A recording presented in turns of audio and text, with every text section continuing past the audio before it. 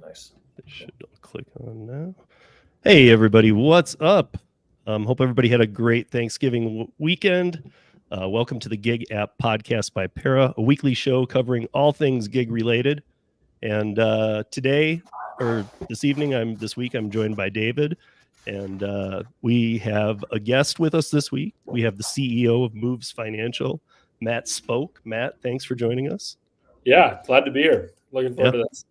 Yeah. So, I mean, I know David has a working relationship with Matt going back a ways, and then so do I independently. And then we kind of realized through Matt that he knew David, and then David and I have a very close working relationship. So I don't know, it's kind of interesting because I've known Matt for David. You've known him longer than me probably, but I've known him for a good couple of years plus now. Yeah. At this point, I'd say, yeah. And yeah, I mean, I know that I was just looking through the website today, in fact, and I was trying to see, okay, well, where has it changed? I see that the bullet points are still the same. We'll kind of roll through them.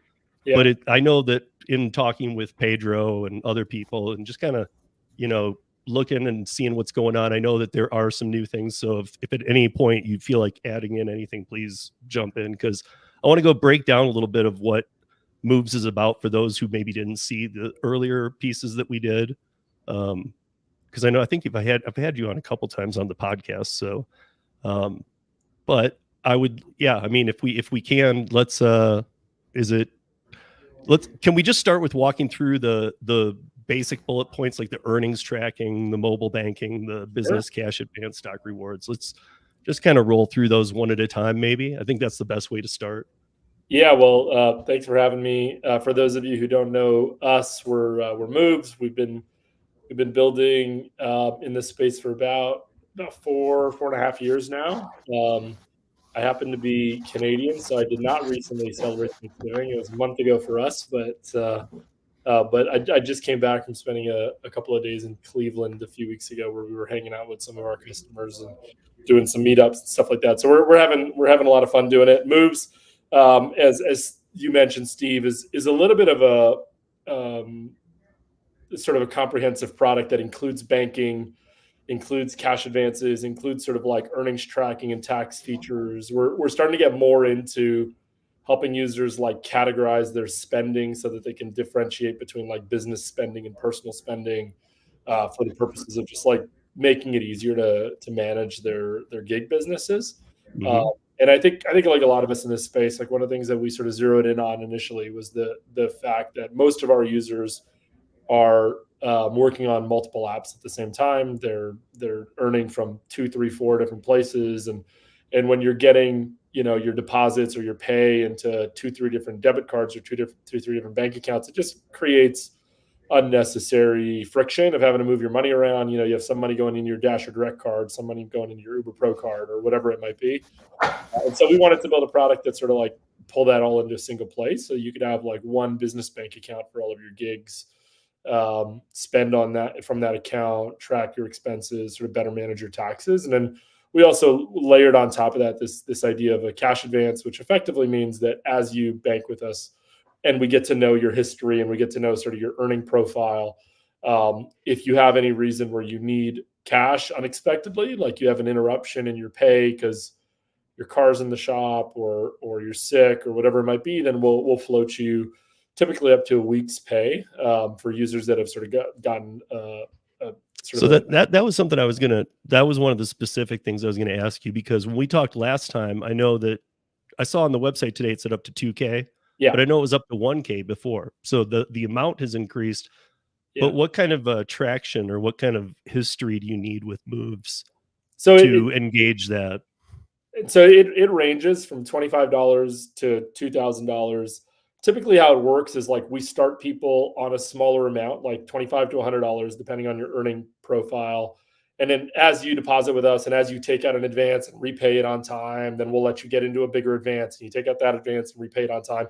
And so the whole eligibility engine that we built that sort of determines what amount you're eligible for is based on like a couple of inputs. Like one, what's your earning history? So we've got sort of your earning data. You'll connect your various apps to your Moves profile. So we'll look back 2, 3, 4, sometimes 6 months to see, hey, how consistently has this gig worker been working and earning, and then how are they moving those deposits to moves, and then are they banking with us consistently, and then you start to unlock larger and larger amounts.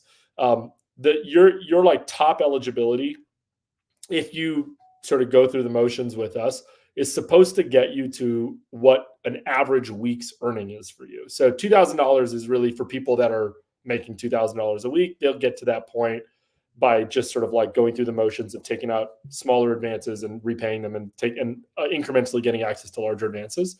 If you're a gig worker that makes $500 a week, then you'll probably end up capped at somewhere around $500. The intent of the product is to sort of cover you for a week. It's not a perfect science, but it sort of like roughly gets you to like what a typical week's earnings would be.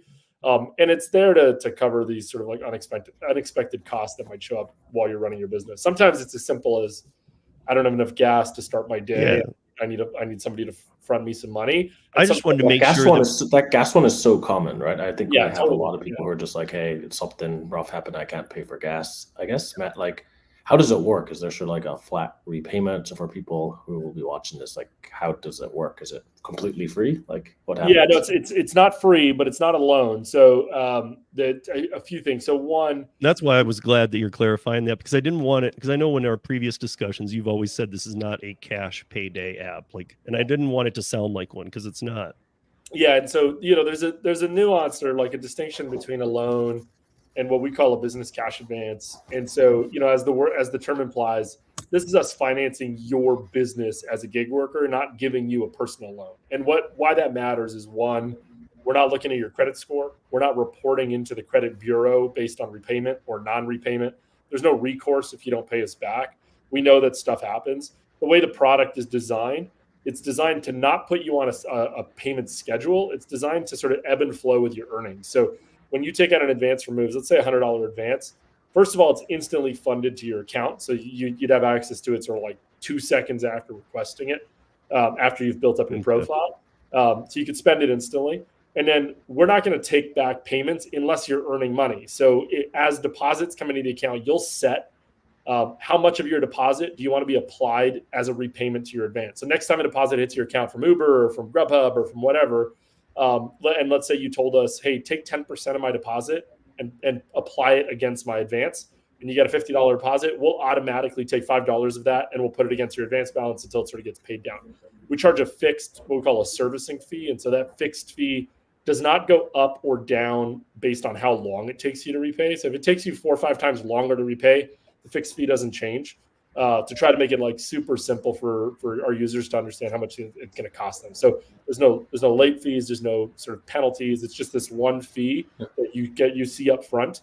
The fee varies depending on what repayment terms you choose. If you want to choose a repayment that is sort of slower, some people will say, I want to put 10% of my deposits against this. Some people will say, I want to put 25% of my deposits against this, and it'll get paid off faster. And that might impact the fee effectively. But we very intentionally designed ourselves to be like as far away from payday loans as possible in terms of the price of these things, and also just like very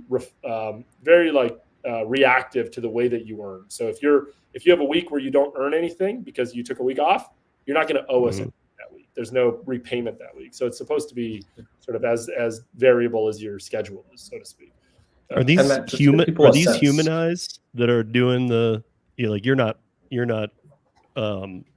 like reliant on algorithm? Yeah, are there people looking at these? Not involved in the approval process or the collection process. I mean, so the approval process is all rules driven. So the rules are, we'll look at earning history, we'll look at deposit history, we'll look at repayment history. If you've had a previous advance with us and did you repay it on time, not on time, there's no penalties. But if you take 3-4 times longer to repay than you said you were going to take, then we might just hold you back to a lower amount next time, instead of like graduating you to larger amounts. But all these rules are automated. It's pretty transparent when you create a profile, like how it's calculated. And then the repayment is the same thing. It's sort of like an automated percentage of a deposit. So you tell us, hey, every time a deposit comes in, and we differentiate between what we would call a gig deposit and any other deposit. So if you put any money in your account, we're not going to touch that. We're only going to touch deposits coming from a designated gig app. So if it's a deposit coming from DoorDash or Grubhub or Uber or Lyft or whatever, then that's where we would end up taking whatever that percentage that you told us to take is. But is it Do you have like a rough sense, Matt? Is it like if it's like $500, is that like payback $5, payback $50, payback? Yeah, no, our average pricing ends up just around 15%. So it goes as low as 10%, goes as high as 25 on smaller advances. And, a $25 advance, for example. But our average shakes out around 15%. So if you were to take out $100, you'd be paying us back in that scenario 115. You could be paying us back as little as 110. It wouldn't be less than 110 though in that equation. So credit checks. Yeah. Yes. No credit checks. We don't look. Yeah, because I saw it in parts of the website. I just didn't know if I could equate it to the whole model. No, and like intentionally, like we don't. I mean, I think a lot of users that find us do it because one, they don't have access to more traditional credit products, or they have a hard time getting access to traditional credit products. So a lot of our customers either have little to no credit history, or they've got some blips in their credit history that are being held against them. And so we only look at your gig earning data as a way to sort of decide what you're eligible for. It does mean that, like, as a company, we take a higher risk because we don't have the recourse of being able to like report into a credit bureau. So we'll take higher loss rates than a typical, let's say, like consumer credit card or personal loan.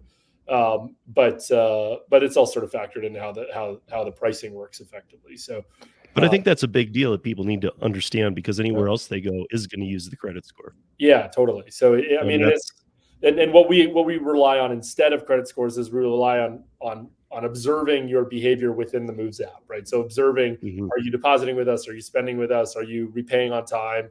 And so we sort of develop our own level of confidence on the customer by what they do inside of our app, not what they're doing elsewhere. Yeah. So Matt, I was just probably thinking of, being one of the people listening, is like, what's like, so I take $500 from you. Yeah. And I owe you, $570 back. Yeah. Can people just run away and stop gig working? Like, what happens then? Yeah, no, nothing. I mean, I shouldn't admit this out loud, but yeah. But I mean, that's part of the design of this is like a very specific legal classification of a product called a merchant cash advance, more commonly known.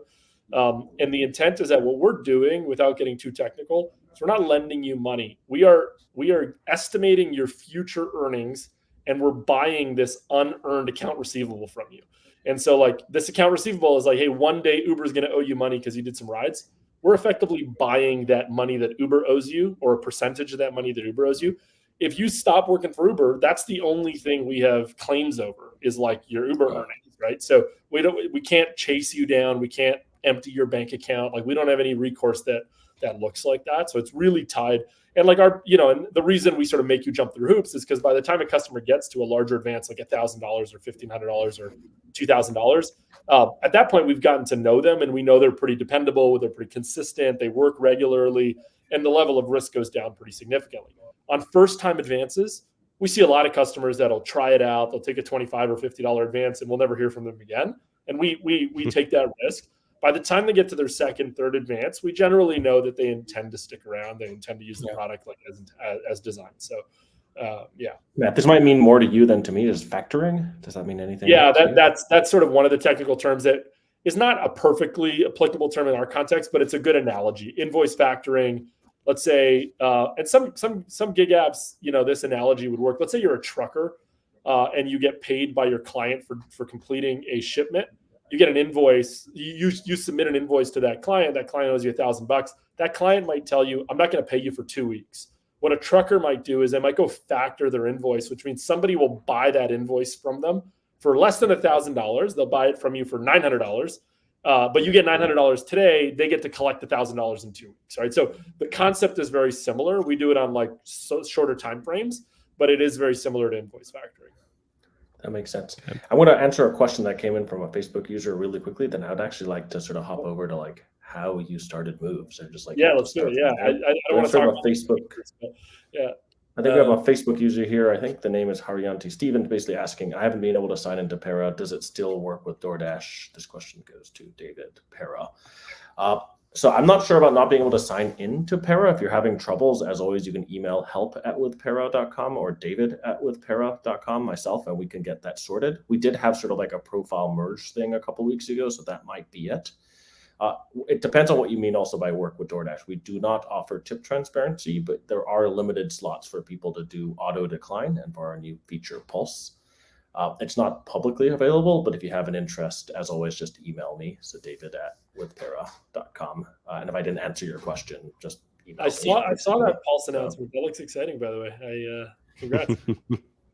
Thank you. It's still new, and I think, as per a lot of these things, it's good to just put it out, because I think from our end, what we basically realized was it wasn't very obvious to people that you had to go online to contribute to the map, basically. Yeah. So I think we just released something today which said, hey, click here to go online to contribute to the map, basically. So it was one of these where it was like, in retrospect, it was very obvious we should have made it easy for people to do it, but you never really see these things. Yeah, totally. Speaking of a funny one, is like the one place where actually Pulse is doing super well for us, weirdly, is Toronto. And I didn't even know that we had a Canadian presence. And Montreal. Yeah, Montreal. I get a lot of people telling me about Montreal.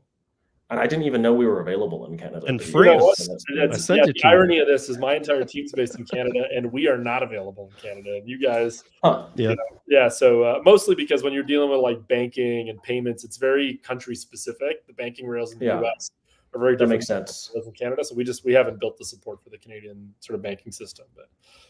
I saw we were going through actually some of the Pulse pings with Steve, and I was like, look at Toronto. It's like as busy as New York City for us, which is pretty wild. Oh, wow. Mm-hmm. So was Montreal. Montreal was pretty crazy. I want to have one more here, then let's supporting French. I hope your French is okay on your support channels. Well, that was the thing. There's a guy who does a lot of TikTok who I've known him through just creating, and he tagged me in a TikTok video that said, hey, do you even know that this is available in France on the Perah app?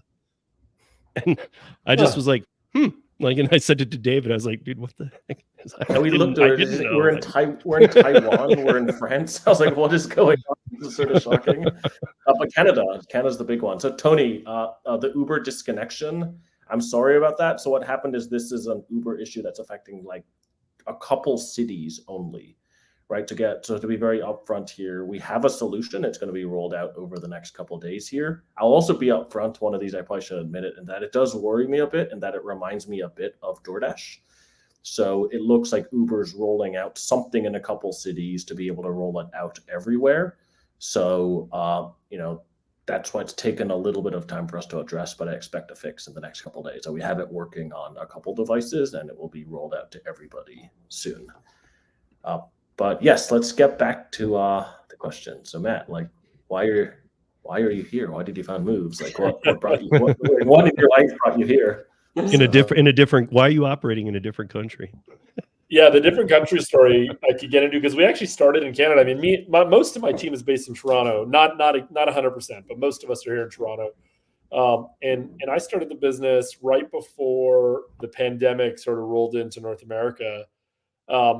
And frankly, when we first started, we didn't really know what we were going to build. I mean, the original thing that caught my attention was in 2019, you'd probably remember this well. This is when AB5 was being debated in California, and there was a ton of talk about sort of 1099 versus employee. And that's still a heavy conversation right now. But one of the guys that I had been interacting with quite a bit was the guy who was running this massive investment that Uber was making called Uber Money. And Uber Money was going to be this like full service banking and financial services company inside of Uber that was going to provide everything from like mortgages to banking to loans to auto insurance for predominantly Uber drivers. But and I was talking to the guy who was running it, and he had always envisioned that like, hey, it'd be great in a perfect world, we'd expand it so that it doesn't exclusively stay for Uber drivers, but it becomes this like financial services platform for gig workers more broadly. But obviously it was incubated inside of Uber, and it was intended for Uber, and Uber was seeing it as like a tool to like hold on to workers inside their ecosystem. When all that AB5 stuff was being debated, Uber, for a bunch of reasons, this is around the same time that they switched CEOs, but they started peeling back a lot of their like non-core priorities. And this one in particular was one that was like posing a risk to this whole we're not the employer argument, because if you start offering everything from like health insurance to auto loans to everything, it really starts to feel like you are providing services to your workers in a way that would look like an employer relationship. And so Uber effectively killed this business line pretty abruptly. And but this thought had sort of stuck in my head that like, hey, Uber was probably never well suited to solve the multi-app banking problem. But there was obviously appetite to build it. And there was obviously a gap in the market where nobody was building sort of like dedicated financial services for gig workers. And I came from a background of financial services, and I had spent enough time with this guy that it sort of like felt like an opportunity. When the pandemic rolled into Toronto, at least, the first thing we did is we were sort of like trying to figure out a starting point for the company, like what would be the first product or service we would offer. And I remember that week where Toronto announced the first lockdowns at the beginning of the COVID-19 pandemic, and Uber and Lyft drivers that we had been talking to started telling us that they were seeing their income disappear like overnight because nobody was getting into rideshare anymore when everybody went into lockdown. And we're like, oh shit, okay, I wonder if there's something we could do about this. We had a little bit of money as a company just getting started. And so we threw up a landing page and just said, hey, if you're an Uber or Lyft driver in Toronto and you just lost your earnings, like you can apply here for what we were calling a bridge loan. And we were just giving away these like temporary bridge loans to, I think we maybe did 150 or 200 of these loans up to $2,500. They had to send screenshots to us of like their historic earnings to show us that they were actually like active drivers. One thing led to the next. We started discovering other problems. We pivoted from that to maybe about a month or 6 weeks later. That was helpful, but it was getting more and more obvious that rideshare wasn't going to come back quickly because the lockdowns and work from home and all this stuff was like sort of sticking around. But then the next thing that showed up is that we started noticing that like food delivery was blowing up. And a lot of these Uber and Lyft drivers that we were working with now wanted to start doing food delivery. And in a city like Toronto, the most efficient way to do that is on the back of an e-bike, not driving your car around downtown. But to buy an e-bike is like a $2,000 or $2,500 purchase. And so we reached out to this like e-bike company. They had like a retail storefront downtown Toronto that was getting quite popular for like these new food delivery workers. And they told us that most of these drivers were not eligible for they had like a point of sale, like buy now, pay later sort of financing product.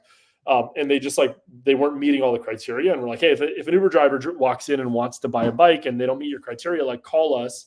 Our office happened to be like a couple blocks away. And we literally would like walk over and like meet this person and be like, hey, we'll buy this bike for you. Do you like promise to pay us back? And it went very poorly from like a performance perspective, but we did this, probably about 100 times, bought about 100 e-bikes for couriers in Toronto. And anything, one thing led to the next. We just got deeper and deeper into like understanding like how people earn doing both rideshare and food delivery, how to manage a credit product, which we were not doing very well initially. The reason we moved to the US is we realized that like eventually we'd have to get a lot deeper into like the core banking product for gig workers so that we could not only give them access to like credit, but also help them manage their cash flow. So also to like help improve repayment performance. It was like tying these two things together really like made the product work a lot better. And so then we none of us had ever built a banking product before. We're like, how do you build a bank account? Started looking around in Canada. It was really not obvious and it was super expensive. And the market was just a lot smaller. And so we started focusing on the US. We had heard of this company in the US that would allow you to like build a bank sort of as a service, like, hey, build your own bank accounts, build your own debit card programs, all this stuff. And so we reached out to them and say, hey, how complicated is this? Can we work with you guys? And so we launched early 2021, like our first product in the US. And after that, we sort of shelved our focus on the Canadian market and said, hey, let's just like double down on this. And it's just been a matter of like sort of iterating on that like initial product and adding more value and more features as users tell us what they want effectively. So how many bikes just got straight taken? Well, we never repossessed a bike, if that's your question. Yeah. What I meant is like how many people never paid you back? 37 repossessed e-bikes or anything like that. Yeah. Well, I mean, I think we probably at the beginning when we were lending out money, we must have been losing definitely more than 50% of the money, the dollars we gave away never came back. Yeah. And now to give some context, that's probably more like 7 to 8%.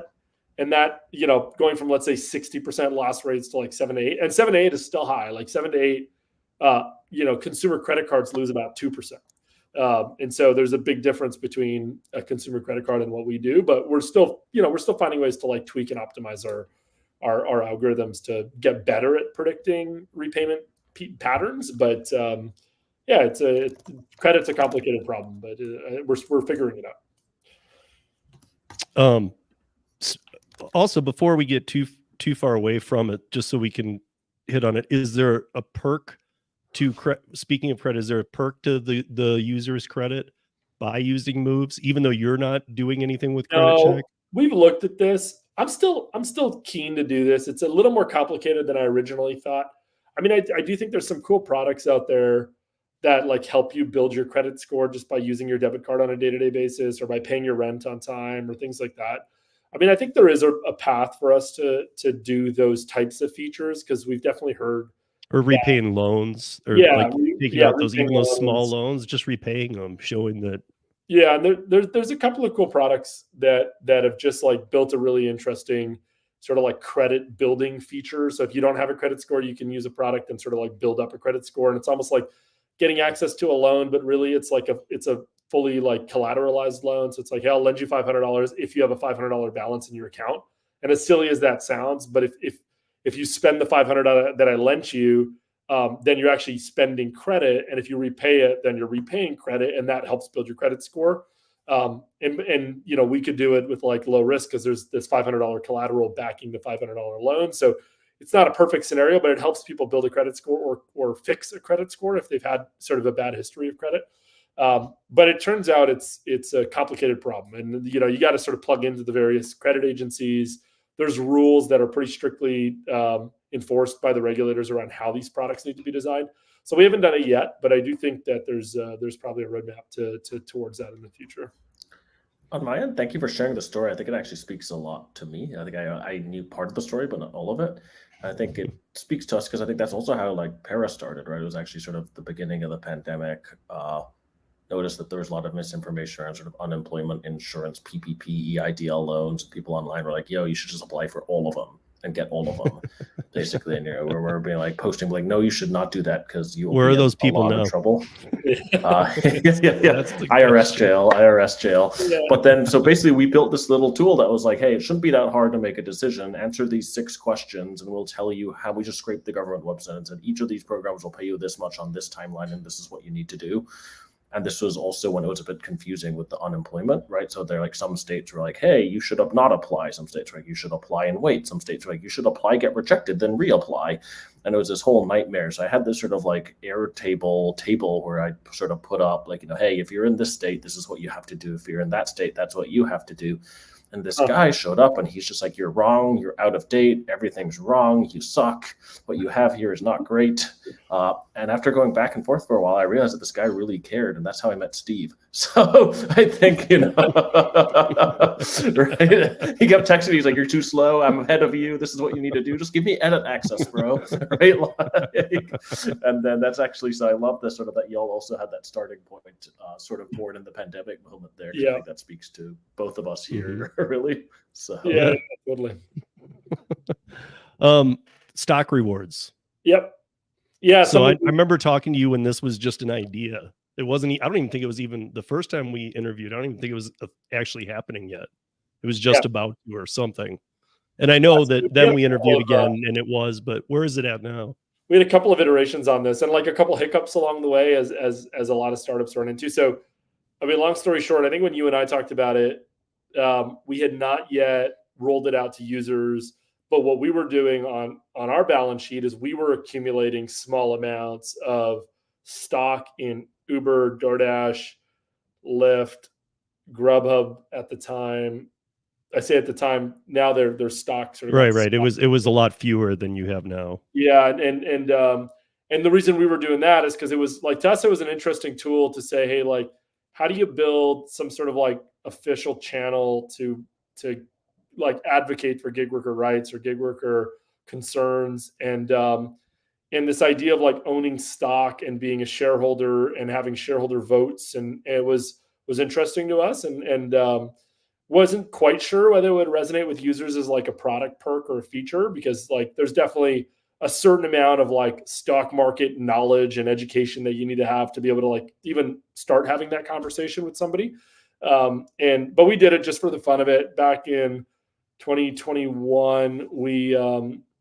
Early 2022, we submitted a shareholder proposal to Uber, which is like a pretty official thing. Like there's a very like legal template for how to do it. Uber as a public company has no choice but to has to respond, has to consider, and if you really force the issue, has to put the vote in front of their entire shareholder base at their annual general meeting. And typically what public companies will do is they'll then try to reach out to whoever authored the proposal and try to see like, why are you submitting this proposal? What's bothering you? Is there anything that we can like negotiate to have you withdraw the proposal before the annual general meeting? Because it doesn't look great when they have these like sort of rogue proposals coming in. And so we had like a pretty cool opportunity to talk to some very, very senior folks at Uber. Our proposal was pretty outlandish intentionally. I mean, like, I think practically speaking was probably not going to happen, but our proposal was that they should designate that one seat on their board of directors need to be held by a currently active driver, and who earns their primary earning as a driver. So they couldn't like, fake it by just like asking one of their like corporate board members to start driving for Uber once a month. Just to get somebody into those conversations that understood sort of like the daily struggles and the reality of being a gig worker. I mean, I think there's so many other criteria that go into being a public company board member that we knew that the likelihood was quite low that this would be like a valid thing, but it met all the criteria that it was a valid proposal, because the SEC has definitions of like when a proposal can just be tossed out for reasons that are just like, you're just sort of wasting our time, and when a proposal has to be brought forward to the board of directors and the shareholders. And this one met all the criteria. We worked with a pretty sophisticated law firm to make sure that like we did everything by the book, because Uber would have been looking for any reason to just sort of like tell us to go away. And that went well. And we sort of talked about it with our users, and people seemed to be like excited by the concept behind it.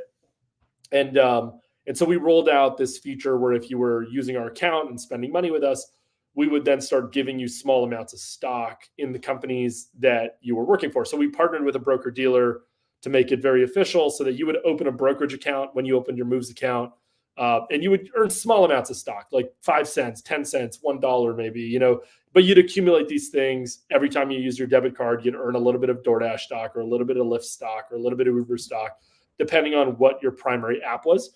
And then you'd have this growing balance we called it our stock reward program.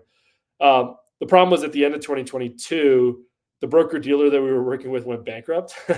And so all of a sudden we had to shut the feature down. And this is like the last week before Christmas effectively. And they caught us really by surprise. And then we're like, okay, maybe it was just an experiment. Maybe we won't bring it back. But the first couple of months of 2023, we were just getting a lot of annoyed users saying like, hey, when's the stock reward program coming back? When's it coming back? And so we started like slowly working towards like finding a new broker dealer that we could work with. And we just actually relaunched it in the last month. So now it's back up and running. We're just about to roll out Instacart stock now that they're public. And there's a couple of others that we got layered in over the years, like Target stock for not shipped couriers for goodness. Anyways, we got Target stock. We've got shipped is Target. Yeah, shipped is Target. Okay, and we're rolling out Instacart, as I said. We had Grubhub. We had to delist it because Grubhub got acquired by a European company whose stock got delisted on the North American market, so we couldn't support Grubhub anymore. But there's all these others that we're sort of like looking at now. So I think we support 6 stocks in the reward program. So and I know this was a random question, but I remember asking it to you the first time we spoke, and now I'm going to ask it to you again. Is there a way to have like a different basket of stocks than like say you primarily do 90% DoorDash, but you're like, I don't want DoorDash stock. Can you have it be like a basket of the stocks? Today, no. It's always been the intent. The problem is like the stock market are so heavily regulated. What we do is extremely simple for a reason, because the moment we add any subjectivity into how we decide what stock you get and what stock you don't get, all of a sudden we start hitting new regulatory requirements. And without getting too complicated, too in the details, there are things called registered investment advisors. There's things called broker dealers. These are licensed, regulated things. We don't have to be a registered investment advisor or a broker dealer in our current program. We have to work with a broker dealer. The moment we start doing like baskets of stock, we're effectively indirectly recommending a portfolio strategy to you. And when you recommend a portfolio strategy, you have to be a registered investment advisor. And all of a sudden you take on all this new regulatory compliance. And so it's something we'd like to do eventually, because I think that's sort of a better way to sort of view the program. But it was too complicated for version. Would it be recommending if it was like a la carte and you could just checkbox the ones that you wanted to be invested in? That's allowed. There was still some legal debate on like, because we're only showing you 6 stock, then the argument was like, well, you should be showing them non-gig stock. Like if they could choose, they should be able to choose any public stock. But you're limiting the stock that they're allowed to choose. And by limiting, you're implying that these are the stock you should choose. And that feels like investment advice, right? So it is very nuanced, and I'm not an expert, but anyways, it's, yeah. Yeah, I think that's, I mean, are people acquiring like actual amounts of stock now? Do they have a stock? Do they have a share? Do they, how does it actually look now playing out? Like, yeah, we would have, I mean, the program has been going for about a month. We definitely have users that have $10+ in their accounts. And so, you know, probably a couple of super users that are maybe $25, $30, $40, $45 of stock in their account. So it really just comes down to how often you're using your account. And so like effectively we tie it to like the amount you spend on your card, a percentage of that gets given back to you in stock rewards, as so to speak. So Matt, so like you guys have this proposal, it gets formally proposed. Like what happens? You just get a phone call from Uber one day? Like what, how did this go down? Right. Like, yeah, well, a lot of the communications happen through our law firm. So it's as like outdated as it is, the proposal has to be mailed,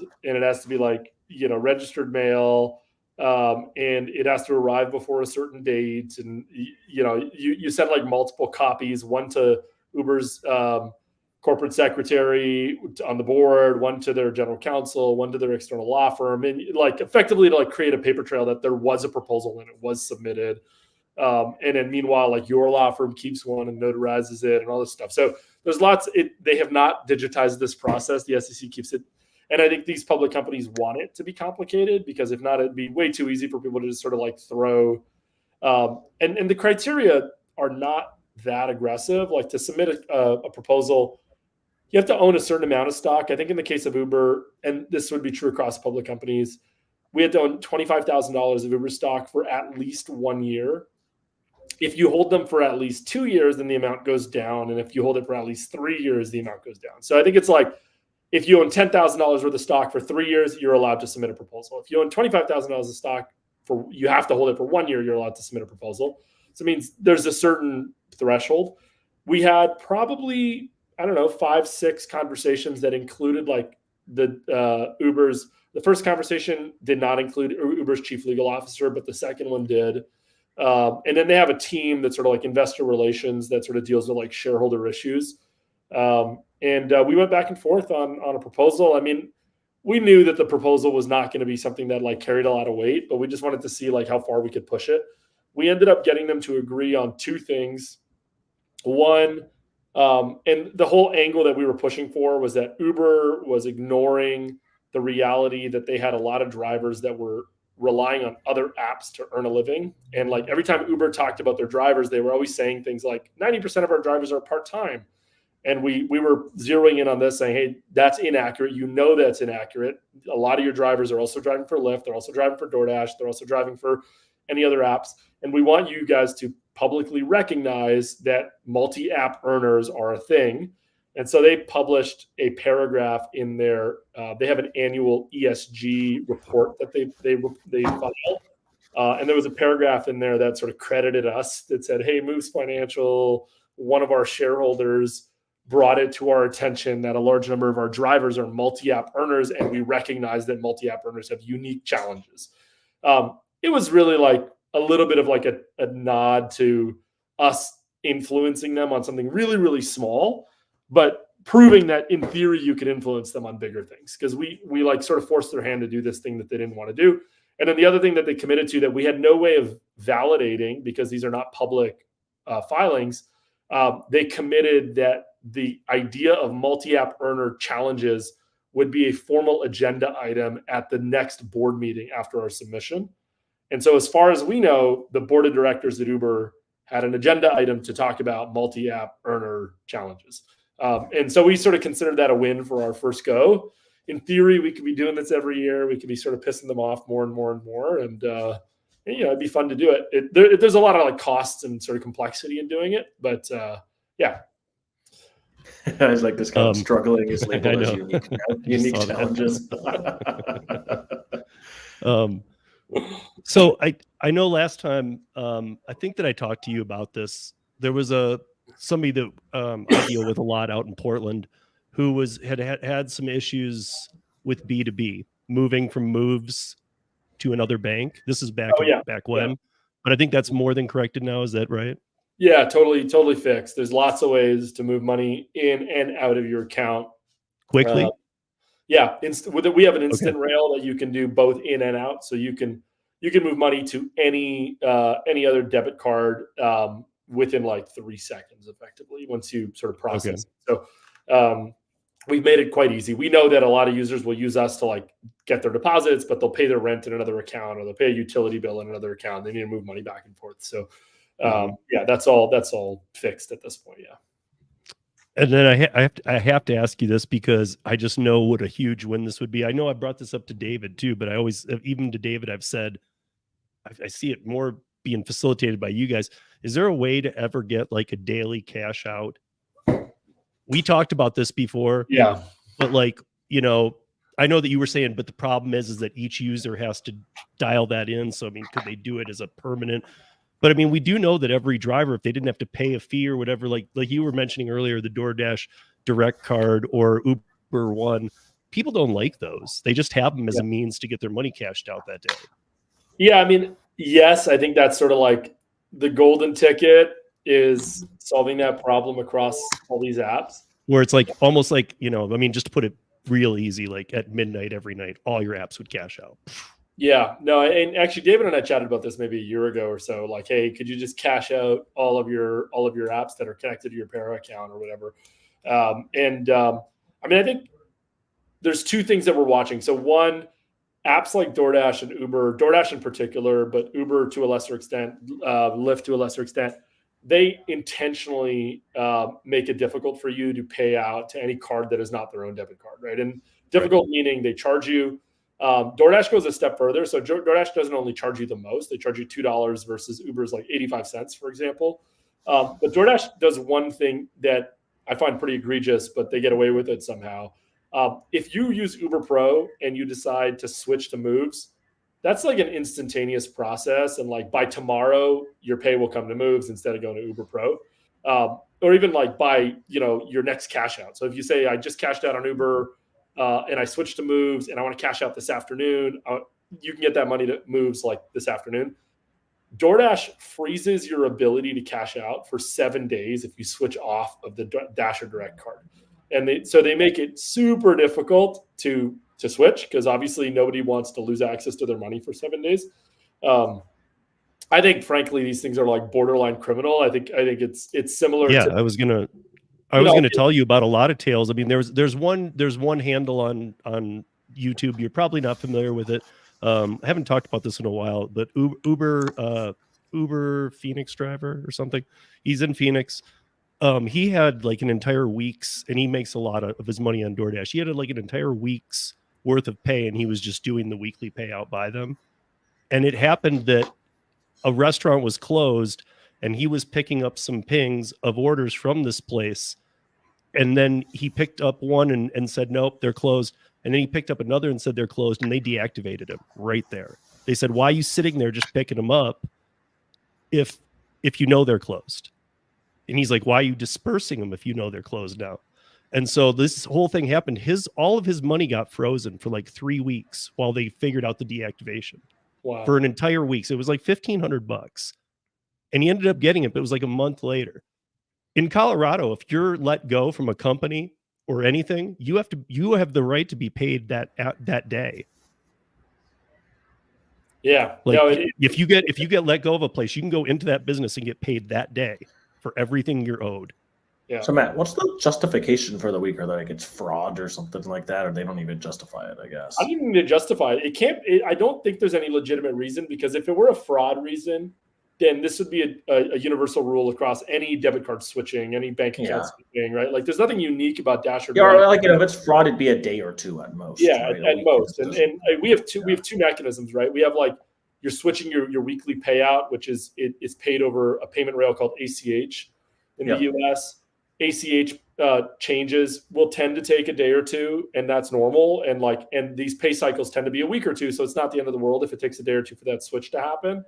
Meaning, like debit's instantaneous. I mean, debit is if you're switching your like instant pay, which is like the card on the number on the front of your card, then that's an instantaneous switch, and it's instantaneous in every other context that we do it. Uber, Lyft, Bank of America, Chase, Chime, you name it. If you switch to moves from those cards, it's instant. DoorDash, 7 day freeze. So there's lots of reasons why this idea that you described, Steve, is like super appealing. But every one of these companies would have to get out of the way or proactively play ball. I mean, I think at some point it'll become obvious that what they're doing is not not fair to their users. Like the other one that always strikes me as really, really egregious is Walmart Spark requiring their users to bank with branch and not giving them a choice.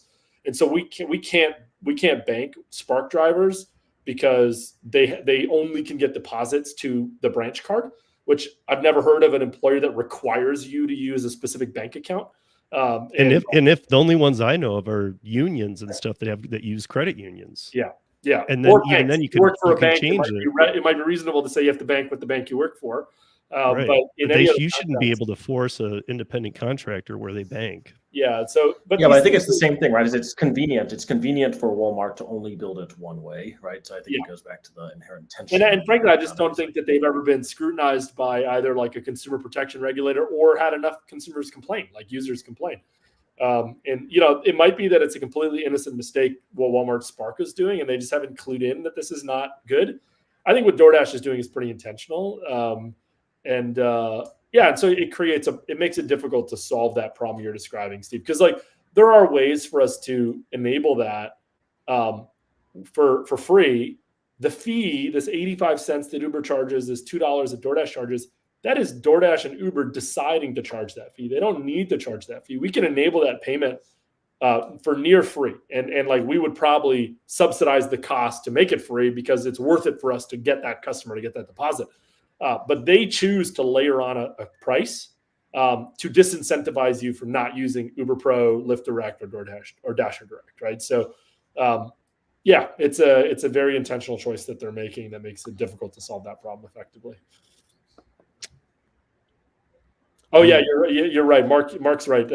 Spark moved away from branch because Walmart acquired a company called Even. Even is now like in-house Walmart's sort of like fintech financial services business. And I think they're actually also working not just on like Spark payments, but also just like a consumer debit card, a consumer credit card for people that shop at Walmart. But now that's the new branch for Spark drivers. Yeah, we'd gone along for a while. I was thinking that'd be a really interesting product. We'd gone pretty deep on like how would we be able to enable this single payout across all the apps same day instantly, basically. And there are just a bunch of, at the end of the day, there's credit risk, right? And I think the biggest risk is basically they can come in, they can request a cash out with Perah, and at the same time go in and try to request an instant payout on one of the debits on the platforms, and effectively you cash them out, but they managed to time it right, so they've also cashed out of the platform. And there's just a bunch of these edge cases, and it doesn't mean it wasn't solvable. It's just a much harder problem than you'd think. But frankly, it's not too different from our cash advance program, Like I think of daily pay as very similar to our cash advances, just on a shorter time frame. Like we give you a cash advance of a week's pay. We could quite easily give you a cash advance of a day's pay and collect it a day later instead of collecting it a week later or whatever, right? So I think the mechanism is quite similar. I do expect that the credit risk would be similar to what we see, maybe slightly smaller because the cycles are so much faster. The other thing that's sort of like happening in parallel that I think is like good tailwinds for this problem is payment infrastructure is evolving in the US. And so there are new types of payment rails that are now coming to market that facilitate instant payments. I mean, a big one being driven by the Fed is called FedNow. FedNow is an instant payment rail between banks that are within the federal system, and it in theory allows you to move money between bank accounts for free, whereas you used to go through ACH, which would take like 1 to 2 days delay. FedNow is just now starting to get off the ground. Visa is rolling out a new payment infrastructure called Visa Plus. They're trying to compete with like Venmo and PayPal, where you could do sort of like any Visa debit card to Visa debit card instant cash movements, and from pay like employer to Visa debit card instant cash movements. And so once these things become a little bit more ubiquitous, then Uber and DoorDash's ability to like create these barriers, I think, will go down. So I do think this problem is solvable in the next like 1 to 2 years. It's just a matter of like when that barrier sort of goes away. But the other thing too, I think for Dasher Direct, I mean, it's a revenue stream for DoorDash, right? I mean, they make sure interchange on the card. But I mean, but the other part becomes, David, all these states looking at legislation and the problem with portable benefits and that they shouldn't be using acceptance rate and all this. I mean, now, they're going to, I don't know why they're playing with this, because if you don't have Dasher Direct, you're paid at the end of a week and they shouldn't be holding on to your money. I mean, I don't know how anybody else feels about that, but I would think that it's about time, especially DoorDash. I know we've always kind of seemed to pick on them, but they seem to push all the buttons wrong. I mean, they really seem to go farther than the other gig app companies at how bad they're attacking things. And it's just, I don't know how they think they're going to escape all this. Now they've got multi-tier top dashers and you got to have ARs. That's not allowed to be an independent. They're not, and not only is it not transparent, but they're not being even here. They're not. And it does surprise me that the conversation on independent contractors has not, as far as I've seen, not included this sort of like banking dynamic of like, hey, if you're an independent contractor, you should not be required or locked into a bank account that is handed to you by the contract, like the person giving you the contract effectively. Because, like DoorDash, it seems like right. So it's another tool that they're using to make you not drive for Grubhub or not drive for Uber Eats or whatever it is. Or they should be able to offer it, but then incentivize it, but you can add your own card to get paid out on, or you should be able to do that. I mean, to me, it is a consumer protection thing. Just, it's going to happen. Like Walmart's going to get slapped. Someone's going to slap them. It's just going to take time. I agree. I totally agree. I mean, at some point, it's crossed our mind. Like, I don't even know the process, but I was like, hey, how do I just like pick up the 1-800 number and call the consumer protection? Oh, you should. I mean, you should just call Sergio and tell him. Yeah, that's true. Or we should have a big blast to all of our users and get a whole bunch of complaints emailed to the regulator on the same week. Or whatever. But I joke somewhat about Sergio. I mean, he's done a very good job at highlighting these things and actually making a change, right? So, I gotta say that, like I had asked you before about like Curry. Okay, so Curry's not on there, but Curry every day cashes out my account at like noon. It used to be like 2 hours after each Curry. So if I did 3, 4 in a day, I'd get 4 deposits in a day. Yeah, that's how good they are about it. But all I need to do, it doesn't really need the integration with Moves, because all I need to go do is change my routing and my bank number to Moves, and it's just going to automatically go into there's there. A lot of, and we've gotten to know the team at Curry relatively well. Curry does charge, correct me if I'm wrong here, Steve, but I think it's a 1% fee on those cash outs on the daily. Only if you need a cash out, but it's coming to you in 2 to 4 hours. Yeah. If you want to cash out early, there's like this. Right, but I mean, cashing out early is saying I need it now, not in 2 hours. Yeah. And I mean, to me, it's like you don't. I think Curry's like best in class. We have talked to them about like, hey, is there a way for us to even remove that fee for the cash out feature? Because I think there's a way that we could enable that for free if we partnered with companies like Curry and others that want to be able to pay their workers faster. I mean, in some cases, they actually do carry a cost. It's not always just like a fee that they're using to generate revenue.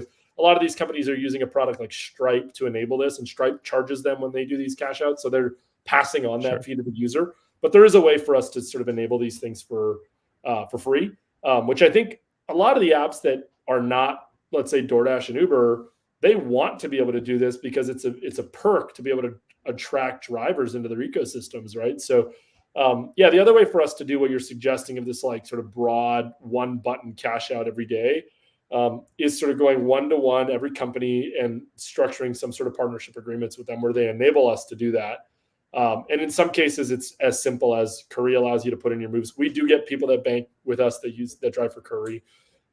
So we already see that behavior, but actually going a step further and formalizing partnerships with these companies, you could start enabling some pretty interesting things. Yeah, I mean, not to mention the partnerships too, because I don't see. I mean, look, everybody might say that every gig app is guilty of this, but I don't see that Curry is doxing me. They're not looking to dox me for my payment. No.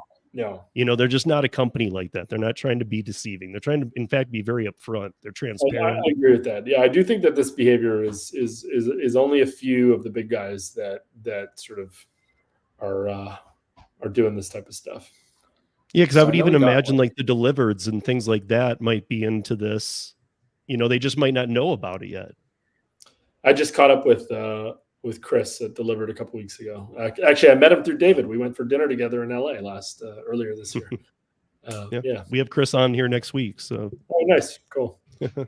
So I know we have just like a couple minutes left. So I think Matt, like, you're building something awesome. You're going to keep working on it. Like 3 to 5 years from now, like what is moves? Like where's this all going to go? And I asked that as a person who says that I have no idea where Perah would have ended up years ago. So I know it's a bit of a trick question, but like in your, in Matt's mind, or like into any longer term timeline, but like, what do you want this? I always used to use the analogy of like a credit union for the gig economy. Like, I think there's something really interesting about a financial institution that just represents a specific type of person with a specific type of work.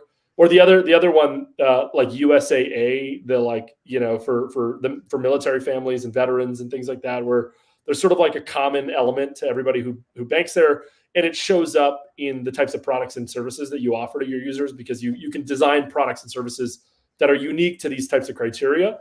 And so, I mean, in a perfect world, in my mind, the gig companies are not in the business of offering financial services products, but they rely on the fact that there is a company out there that is taking care of all of those things for them. So, gig workers are managing their money responsibly. They understand their taxes and they're filing them.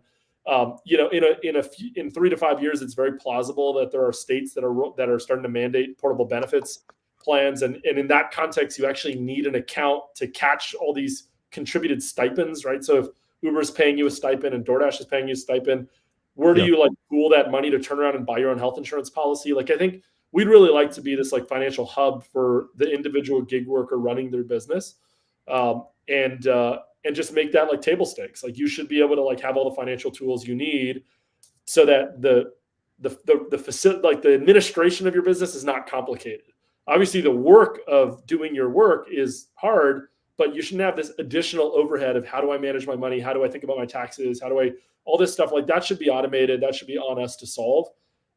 It does sort of like require a future where we become a little bit more friendly with sort of the DoorDashes and Ubers, where they allow us to play that role to a certain extent.